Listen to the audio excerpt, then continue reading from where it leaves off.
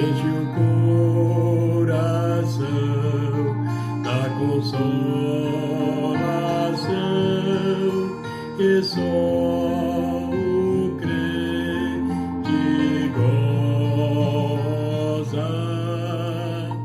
And he walks with me and he talks with me, and he tells me I am his own, and the joy we share as we tarry there, none other has ever known. Jesus não me deixa sofrer, sua voz me ensina o caminho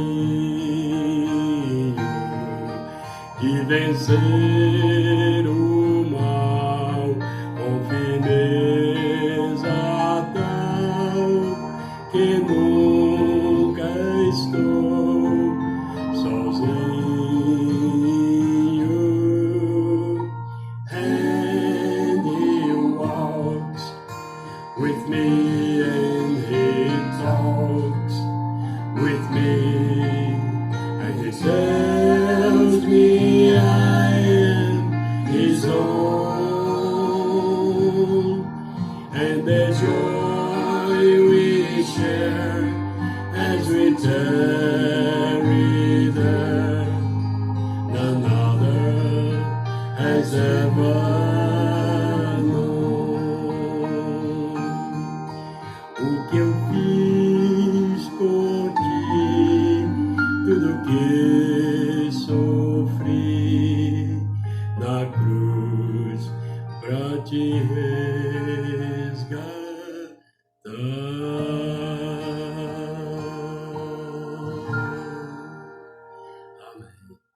Olá, meus irmãos, que a paz do Senhor esteja em seus lares, que Ele sempre esteja cuidando de vocês. Vamos adorar? Tu és a minha luz, a minha salvação, e a ti me renderei. Se ao teu lado estou, seguro em tuas mãos, eu nada temerei. Oh, oh, oh, tu és santo, ó Senhor. Oh, oh, oh, tu és digno de louvor. Só em ti confiarei, eu nada temerei. Em frente eu irei, pois eu sei que vivo estás, e um dia voltarás do céu pra nos buscar, pra sempre reinarás. Aleluia. Só em ti, Senhor, confiarei, eu nada temerei. Em frente eu irei, pois eu estou alicerçada na rocha que é o Senhor Jesus. Tu és a minha luz, a minha salvação, e a ti me renderei.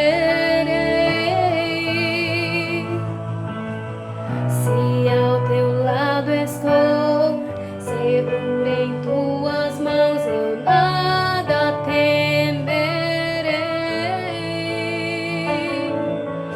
Oh, oh, oh,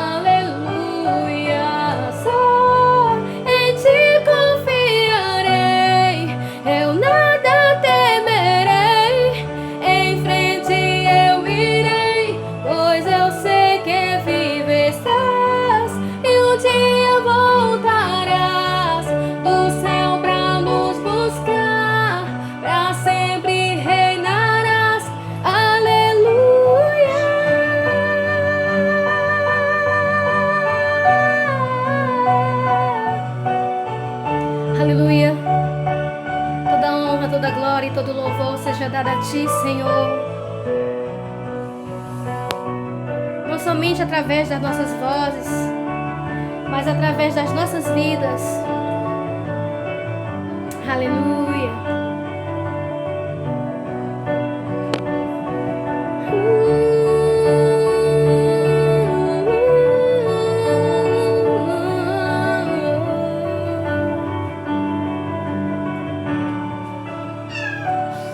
E o desejo dos nossos corações é estar com o Senhor sempre.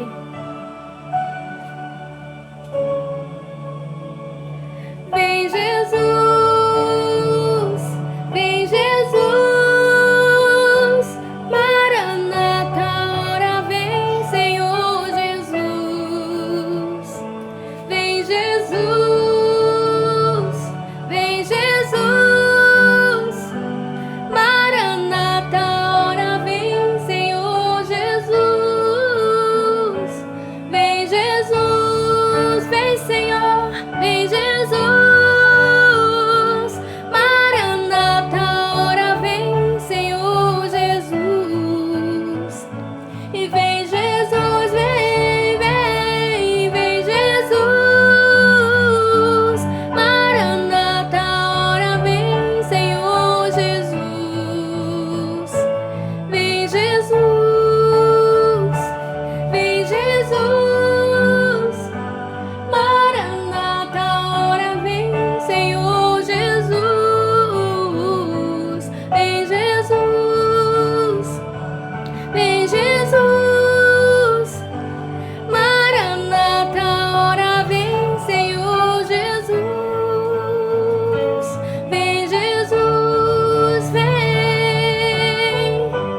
Faz morada em mim sempre, Senhor.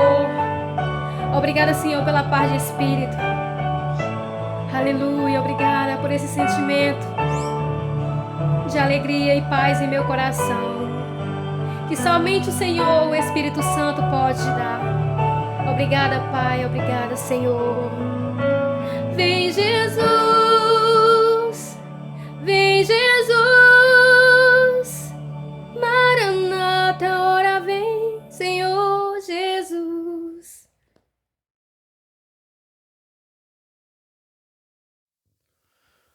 Boa noite aos irmãos. Há um bom tempo ainda estamos, sem se reunir no prédio, sem estar no local da congregação, mas durante esse tempo o Senhor tem nos ensinado muitas lições através dessa pandemia, através desse isolamento, através desse período que nós estamos enfrentando.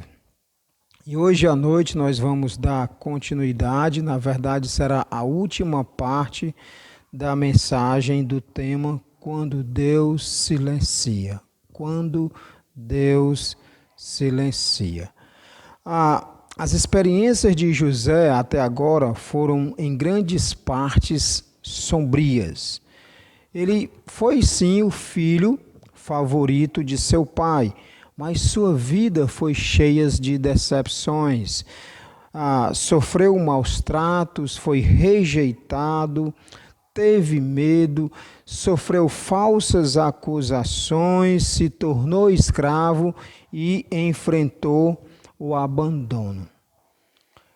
Deixamos José ainda sozinho naquela prisão quando ouvimos a mensagem anterior, a mensagem passada. Então, lembrem-se de que quando o deixamos, ele havia tido dito a interpretação do sonho do copeiro-chefe. E quando ele deu a interpretação, José disse ao copeiro-chefe: rapaz, quando você estiver diante do faraó, lembre-se de mim. Quando você estiver diante do rei, lembre-se de mim, mencione o meu nome, fale que eu estou aqui nessa situação injustamente. Não esqueça, rapaz, lembra disso que eu estou lhe dizendo, para que Faraó me tire desse lugar, dessa prisão. Porém, o copeiro-chefe não se lembrou de José. O copeiro-chefe nem sequer mencionou o nome de José. E quando José havia interpretado o sonho do copeiro-chefe, depois de 3 dias, ele foi restituído ao cargo e rapidamente esqueceu de tudo. O copeiro-chefe rapidamente esqueceu do seu companheiro de cela, José, rapidamente esqueceu das palavras que José tinha dito: lembra de mim. Então o escravo José continuou preso naquela masmorra, porque o copeiro-chefe, infelizmente, havia esquecido de José. Nesse meio tempo em que o copeiro foi liberto, restituído ao seu cargo, e enquanto José continuava injustamente preso, algo acontece. Gênesis capítulo 41, versos de 1 a 7. Gênesis 41, versos de 1 a 7. Passados 2 anos completos, Faraó teve um sonho e eis que estava em pé junto ao rio Nilo. Do rio subiam 7 vacas de boa aparência e gordas e pastavam no meio dos juncos. Após elas subiam do rio outras 7 vacas de aparência feias e magras e pararam junto às primeiras na margem do rio. As vacas de aparência feia e magras engoliam as 7 vacas de boa aparência e gordas. Então o Faraó acordou. Tornando a dormir, sonhou outra vez. De uma só haste saíam 7 espigas cheias e boas. E após elas nasciam 7 espigas mirradas e queimadas pelo vento leste. As espigas mirradas devoravam as 7 espigas grandes e cheias. Então o Faraó acordou, tinha tido um sonho. Vamos orar. Muito obrigado a Deus por esse momento da Tua Palavra. Obrigado pela vida dos irmãos que mesmo no tempo de isolamento, de pandemia, têm sido fiel a Ti em toda e qualquer situação. E que eles continuem assim, Pai. Abençoa a vida de cada um deles em casa, protegendo-os, e que cada um deles sempre tenham isso em mente. O Senhor está com eles. Abençoa a Tua palavra e que nos traga refrigério, exortação, correção, despertamento. Em nome de Jesus, nós te pedimos e agradecemos. Amém. Então, como nós vimos, José continuava preso, o copeiro-chefe não havia se lembrado dele, então, passados 2 anos, Faraó tem um sonho, certo? E nesse sonho que Faraó tem, ele sonha com 7 vacas gordas, 7 vacas magras. As magras comem, engolem as gordas. Depois ele volta a dormir novamente e tem outro sonho. E nesse sonho ele sonha com hastes cheias de espigas, né, boas e cheias. Mas também há espigas mirradas, queimadas, e essas devoram as cheias e boas. Mas olha o versículo 8. Versículo 8 de Gênesis 41. De manhã, ao despertar, muito perturbado, mandou chamar todos os magos do Egito e todos os seus sábios. Contou-lhes os seus sonhos, mas não havia ninguém que pudesse dar a interpretação. Quero deixar bem claro aqui que não pretendo entrar no mérito dos sonhos, a sua importância, o seu significado naquele tempo bíblico, naquela época. Não é minha intenção esclarecer, porque Deus se revelava por meio de sonhos, por meio de visões. O que eu quero chamar a sua atenção aqui é que Faraó acordou muito angustiado. Faraó acordou perturbado, como diz o texto, com os 2 sonhos que havia sonhado. Creio eu que o seu coração ficou acelerado. Creio eu que ele ficava de um lado para o outro para saber a interpretação desse sonho. Creio eu que o seu coração ficou disparado sem cessar, porque foram 2 sonhos na mesma noite. E esse sonho lhe trouxe angústia. Então Faraó resolve chamar os magos e sábios, para que estes pudesse interpretar os seus 2 sonhos. Sabe o que é interessante? Quando estes homens se apresentam diante de Faraó, eles não conseguem interpretar os sonhos do rei. Nenhum deles são capazes de dar a interpretação do rei. E aqui abrimos um parêntese, porque esses homens poderiam muito bem falsificar a interpretação do sonho. Eles poderiam muito bem dizer a Faraó: Faraó, o teu sonho significa isso. Faraó, o teu sonho é assim. Porém, esses homens foram honestos em dizer: nós não sabemos. Nós não temos a capacidade de interpretar esses sonhos. E eu quero chamar a sua atenção sobre essa palavra magos. Magos, na nossa mente, temos sempre a ideia de um bruxo, de um feiticeiro, de alguém que mexia com coisas demoníacas, fazia magias e bruxarias. Todavia, esse termo mago, nesse contexto, se refere a homens versados nos escritos sagrados. E esses escritos sagrados é uma referência aos deuses deles, às crenças deles. Por que eu estou mencionando isso? Porque sugere que todos esses homens eram homens muito inteligentes, homens capacitados, homens letrados, homens que sentavam para estudar. Eram os homens mais sábios daquela época no palácio do rei. Esses homens ficavam dia e noite decifrando tudo, desde os textos egípcios até a estudar as estrelas dos céus. Não eram homens quaisquer, não eram pessoas quaisquer que faziam parte dessa elite aqui. Eram homens sábios, inteligentes, capacitados. Mas com toda a sabedoria que eles tinham, com todo o conhecimento que eles tinham, não puderam revelar o sonho do Faraó. É nesse ponto, é nesse momento que uma luz se acende na mente de quem? Do copeiro-chefe. É nesse ponto que o copeiro-chefe se lembrou de José.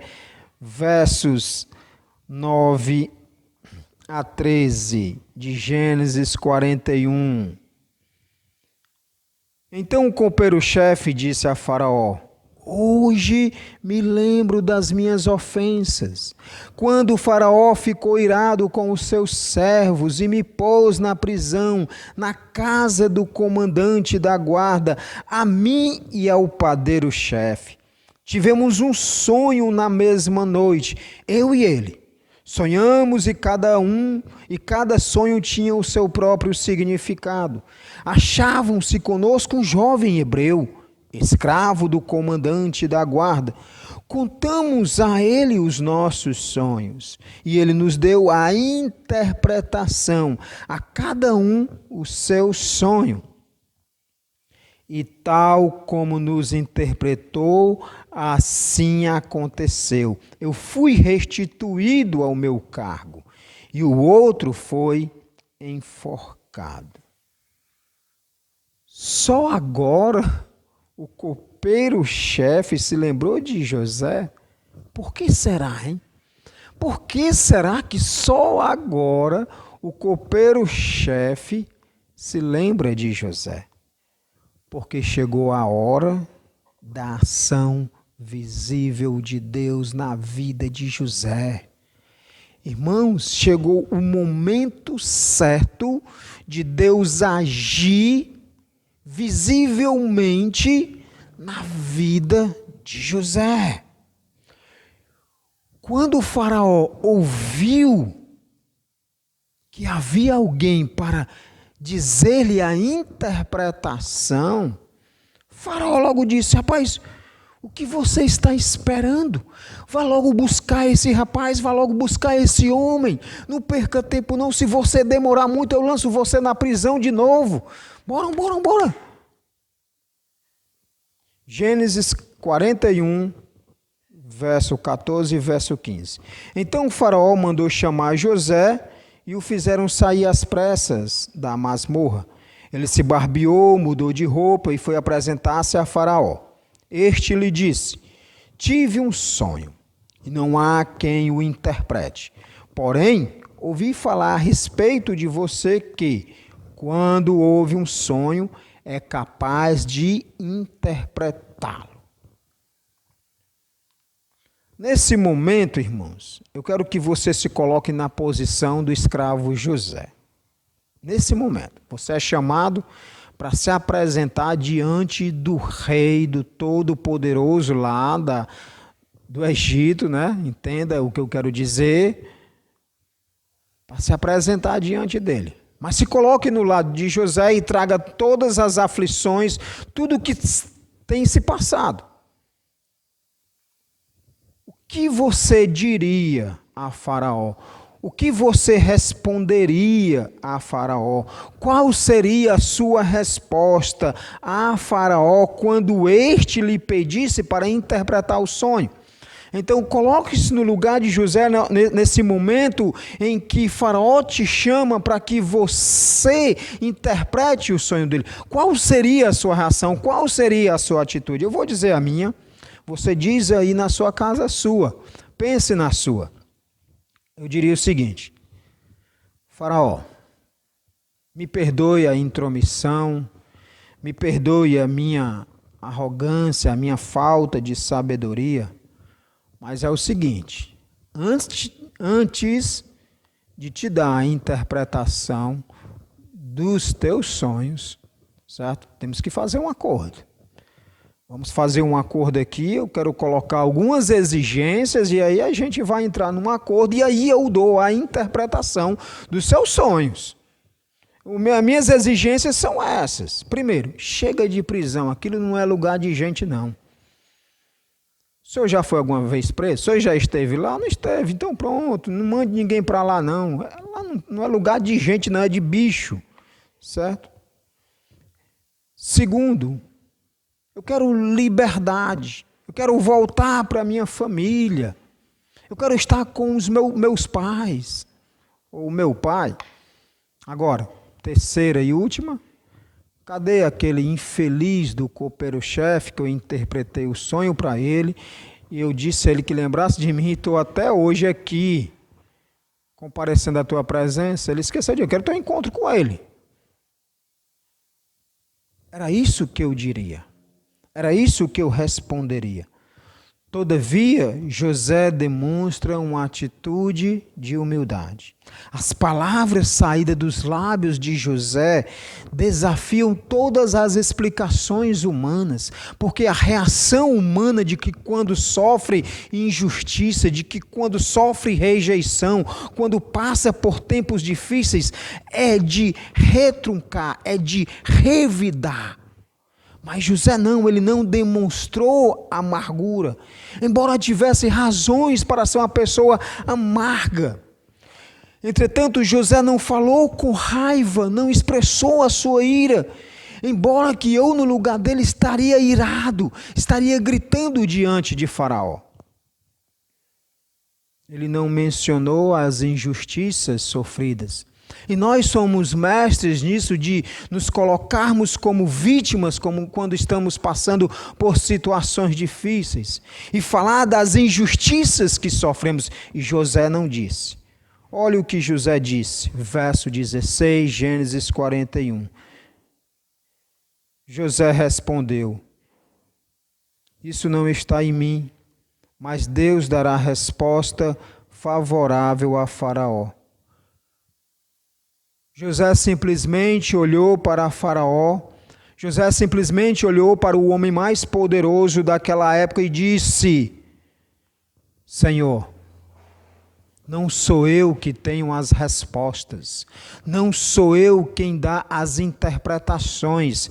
Senhor, quem dá as interpretações é o próprio Deus, é o meu Deus, é o Deus único e verdadeiro. Nós dois vamos ouvi-lo e ele nos dirá o que há de suceder. E nós sabemos o final da história. E Deus realmente deu a resposta a Faraó. José explicou os dois significados dos sonhos, que eram os mesmos sonhos, a interpretação era a mesma para os dois sonhos. O resultado disso é que Faraó ficou impressionado com a resposta de José. Então José, nesse tempo, assumiu o cargo mais alto do Egito. Num breve instante, José saiu da posição de desvalido escravo estrangeiro ao segundo no comando da nação mais poderosa da época, de escravo para governador, de escravo para o segundo homem mais poderoso, só ficaria abaixo do próprio Faraó. Depois de 13 anos de infelicidade, de injustiças, de desgraças, finalmente algo de bom acontecia na vida de José.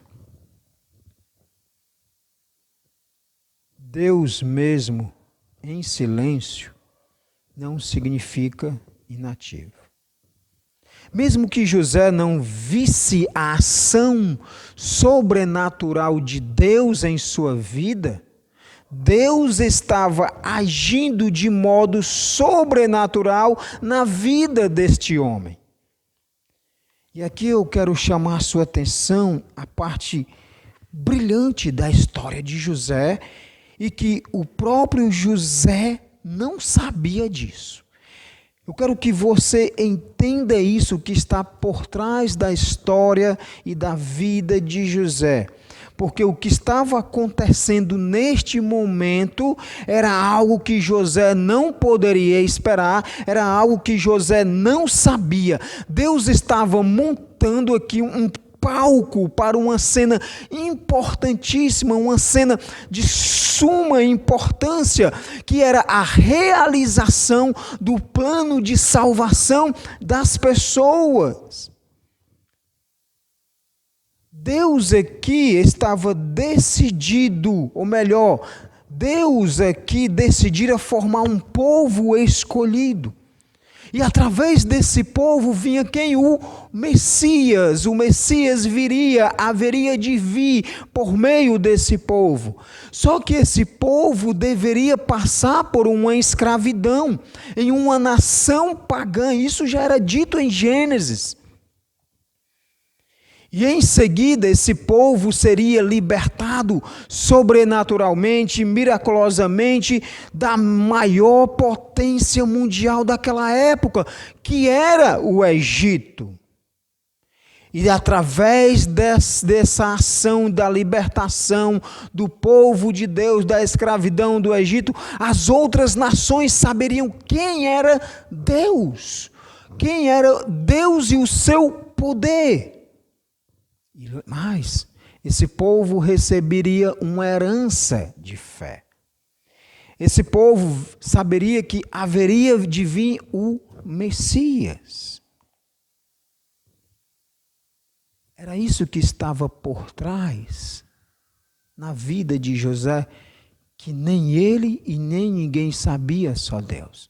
A questão era, para que isso acontecesse, para que a nação de Israel viesse a ser escravo de uma nação pagã, para que a nação uma vez que a escrava fosse libertada, para que o poder e a pessoa de Deus fosse conhecida entre as nações, era necessário que o povo deixasse a terra que o Senhor havia dado a eles, havia dado a Abraão.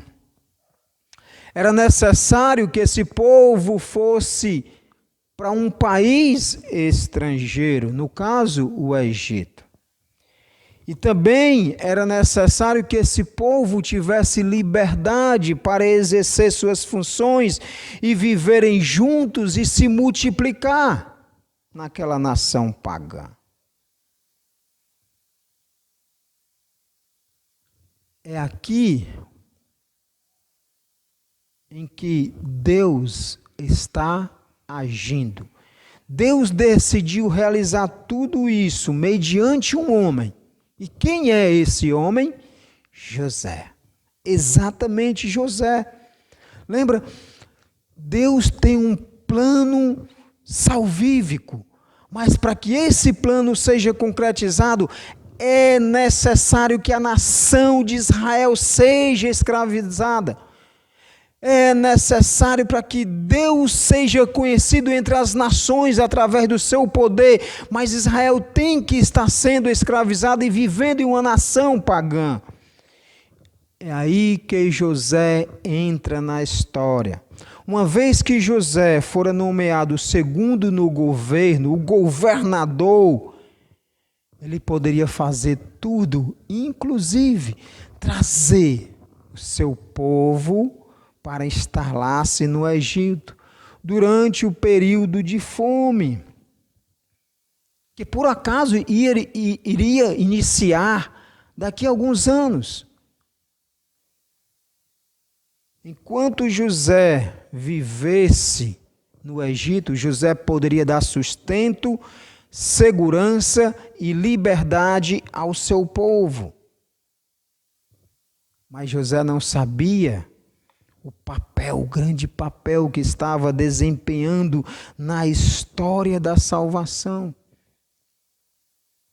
Entende o que eu quero dizer? Se José não tivesse ido para o Egito, se José não tivesse sido vendido como escravo, se José não estivesse naquele local, José não teria sido governador, José não teria sido o homem mais poderoso daquela época, abaixo de Faraó.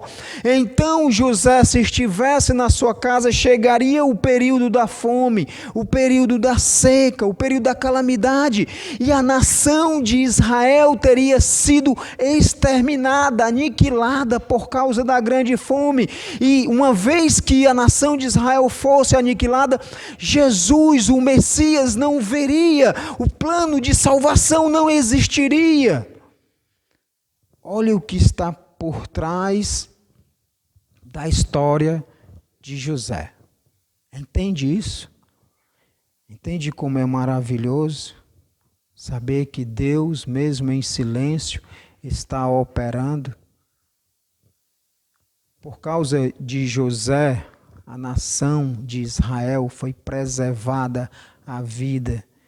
E uma vez que a nação foi preservada, veio o Messias. O nosso Senhor Jesus veio, morreu numa cruz do Calvário, nos salvou, perdoou os nossos pecados, porque um certo jovem, traído pelos irmãos injustamente, vendido como escravo, colocado numa prisão injustamente por uma falsa acusação de uma mulher de Belial, agora, como governador, salvou a nação, o Messias veio. Deus é maravilhoso. Se há uma coisa que aprendemos com clareza na história de José, é isso. O silêncio de Deus, de maneira alguma, é indício de que Ele não está agindo, nem se envolvendo em nossas vidas. O fato de Deus permanecer em silêncio não quer dizer que Ele não está operando, não quer dizer que Ele está inativo, não significa que Ele não está agindo. O silêncio de Deus, de maneira alguma, é indício de que Ele não está agindo e nem se envolvendo em nossa vida. Deus pode estar em silêncio, mas não inativo. Infelizmente, nós presumimos o seguinte: quando não conseguimos ouvir o envolvimento de Deus em nossas vidas, quando não sentimos o envolvimento de Deus em nossas vidas, temos a conclusão de que Ele não está fazendo nada, temos a conclusão de que Ele não age, de que Ele não opera. Sabe qual é a grande questão aqui quando Deus fica em silêncio? A grande questão é essa. Nós julgamos o interesse e o envolvimento de Deus pelo que vemos e ouvimos. Nós cometemos o erro de julgar Deus e o envolvimento em nossas vidas pelas condições, pelas circunstâncias, se são favoráveis ou não. Por exemplo, se as coisas estão tudo bem, tudo em mil maravilhas, um mar de rosa, nós chegamos à conclusão: Deus está agindo, Deus está abençoando, Deus está operando, Deus está comigo, Deus está agindo, Deus está cuidando de mim, Deus está me protegendo, Deus está provendo as minhas necessidades, então Deus está comigo. Mas a partir do momento que sofremos adversidades, dificuldades, aflições, angústia, nos sobrevém à nossa mente. Julgamos o seguinte: Senhor, onde estás? Por que não fazer alguma coisa? Vê que eu estou sofrendo, vê a minha vida como está um caos. Preste atenção, Senhor, o que está ocorrendo comigo. Importante o que eu vou lhe dizer agora. Ouça o que eu vou lhe dizer agora. Olhe comigo agora. Preste atenção no que eu vou dizer. Não meça o envolvimento e o interesse de Deus em sua vida pela natureza de suas circunstâncias. Nós não podemos medir o envolvimento de Deus, o interesse de Deus em nossas vidas pelas circunstâncias que nós passamos. Não é que quando eu sou abençoado, Deus está agindo, e quando eu estou passando por sofrimento, Deus esqueceu de mim. Não significa nenhuma nem outra. O fato de eu ser abençoado financeiramente, prosperando financeiramente, tendo vitórias, isso não significa que Deus está agindo. Da mesma forma, quando eu estou passando por sofrimento, não significa que Deus não está operando, que Deus me esqueceu, que Deus me abandonou nessa situação. Quero que você lembre disso. Eu quero que você coloque na sua caixinha sagrada aí: Deus usa as situações, seja ela qual for, para desenvolver o nosso caráter e realizar o seu propósito. Deus usa tanto a situação boa como a situação ruim para trabalhar em nossas vidas, para amadurecermos em relacionamento com Ele, para crescermos na fé em Jesus Cristo, para estarmos firmes, inabaláveis em toda e qualquer situação. Ele está formando o nosso caráter, a imagem e semelhança de seu Filho.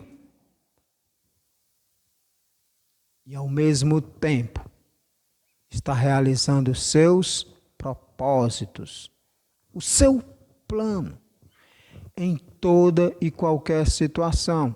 Está vivendo bem? Deus está agindo. Está sofrendo? Deus também está agindo. José passou 13 anos enfrentando adversidades, dificuldades, injustiças, uma atrás da outra. E Deus estava presente em todas as situações. E Deus estava com ele todo o tempo. Todas as vezes que José era maltratado, Deus abençoava José.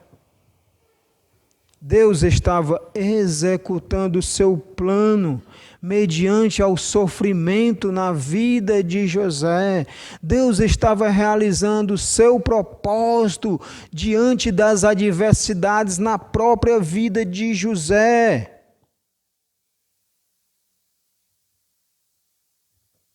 Deus faz o mesmo conosco.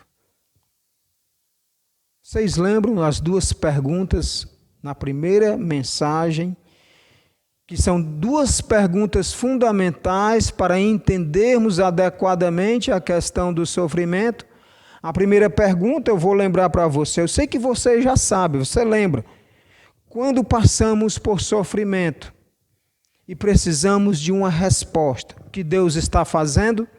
Quando estou passando por situações difíceis e eu preciso de uma resposta, eu preciso de uma ação, o que Deus está fazendo? Deus está agindo, Deus está presente. Nem sempre Ele usa o sobrenatural para se manifestar. O meio natural também é uma outra forma de Deus se revelar, de Deus agir, de Deus operar.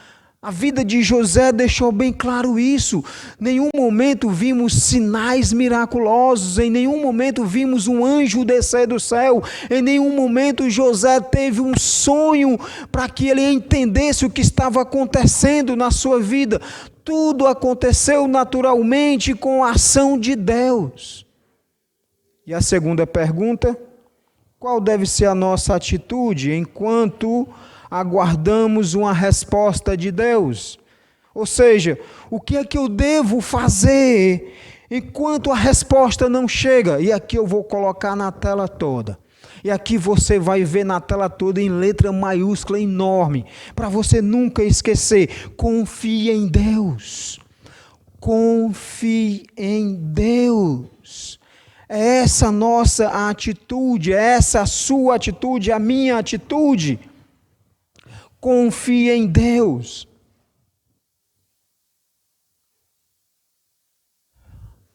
Talvez você dirá, pastor, o Senhor é muito ingênuo. Pastor, o Senhor não conhece as circunstâncias em que eu vivo. Pastor, o Senhor não sabe o que eu estou enfrentando. Pastor, o Senhor não tem a mínima ideia do que se passa em minha vida. O Senhor está aí no bem, do bom e do melhor. O Senhor não sabe o que está passando na minha vida. O Senhor não sabe o que eu enfrento, as lutas. Talvez sim.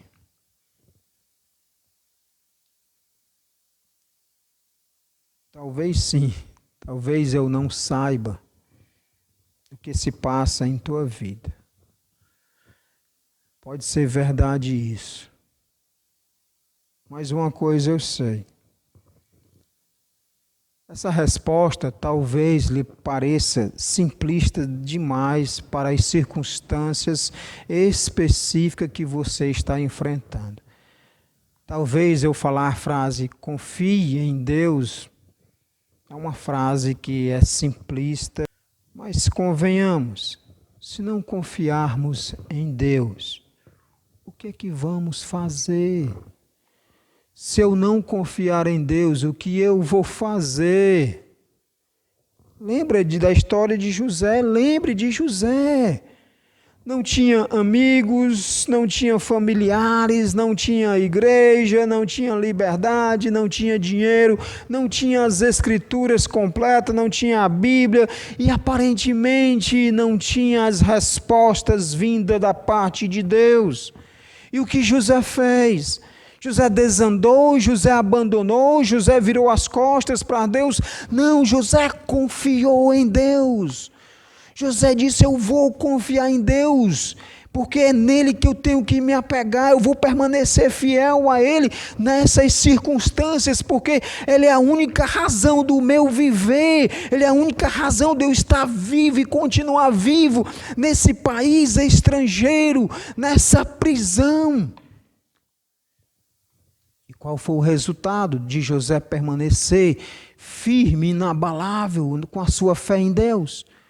José foi glorificado no sentido de receber o segundo ponto mais alto do Egito, de poder, o governador abaixo de Faraó. José foi abençoado por Deus.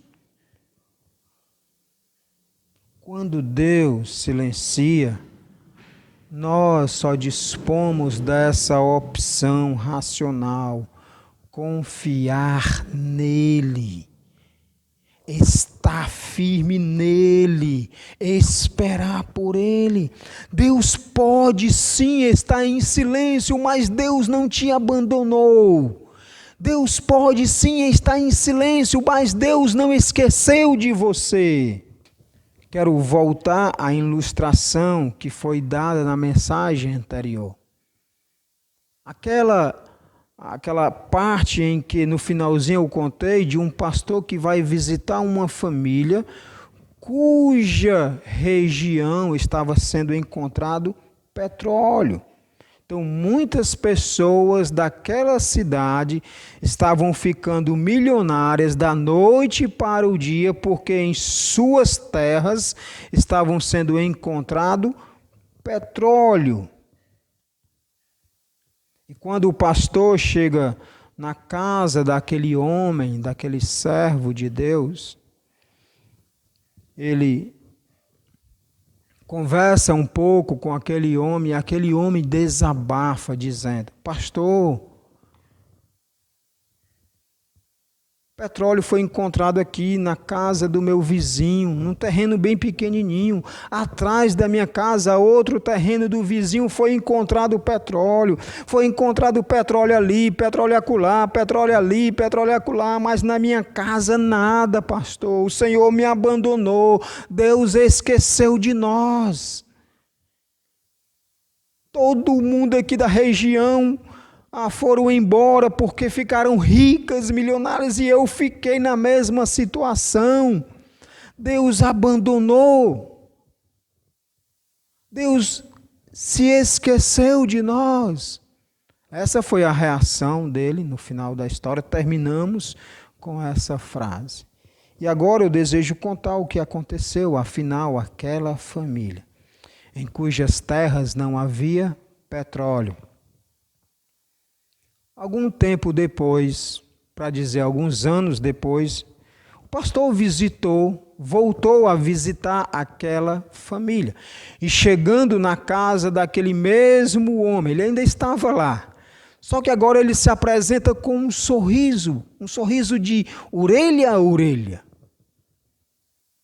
Então o pastor presumiu: vejo que o senhor está feliz, e essa felicidade é porque o Senhor encontrou petróleo, não é não?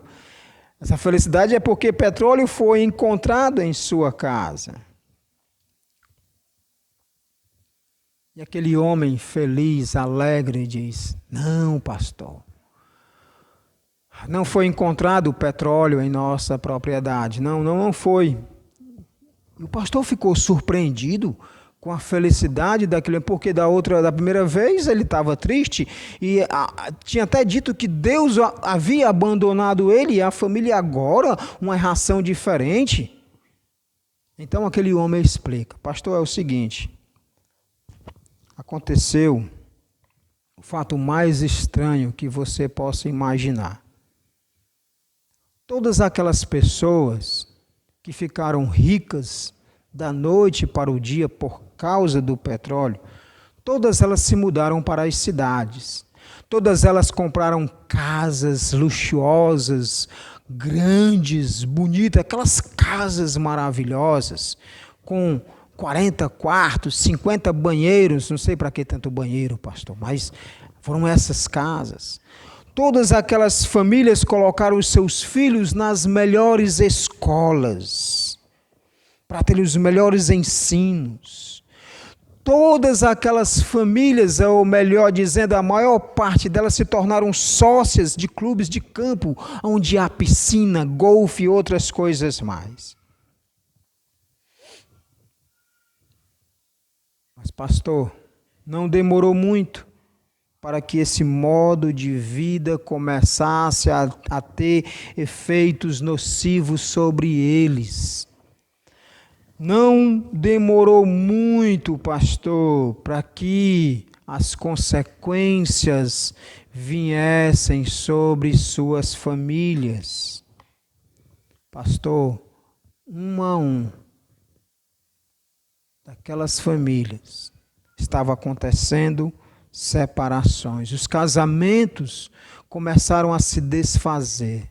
O casamento de pessoas que eu conhecia há muitos anos aqui, 10 anos de casadas, estavam se separando.